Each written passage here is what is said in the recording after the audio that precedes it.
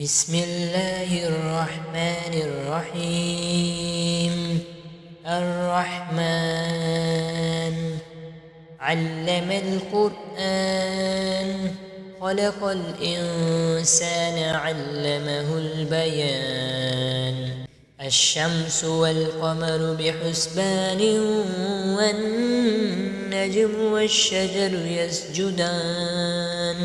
والسماء رفعها ووضع الميزان، ألا تطغوا في الميزان، وأقيموا الوزن بالقسط ولا تخسروا الميزان. والأرض وضعها للأنام، فيها فاكهة والنخل ذات الأكمام، والحب ذو العصف والريحان. فبأي آلاء ربكما تكذبان؟ خلق الإنسان من صلصال كالفخار، وخلق الجان من مارج من نار.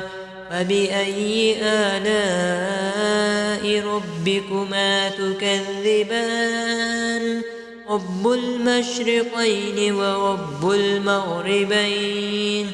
فبأي آلاء ربكما تكذبان؟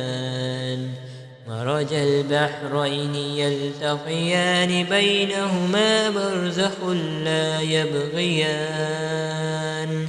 فبأي آلاء ربكما تكذبان؟ يخرج منهما اللؤلؤ والمرجان. فبأي آلاء ربكما تكذبان؟ وله الجوار المنشآت في البحر كالأعلام. فبأي آلاء ربكما تكذبان؟ صدق الله العظيم.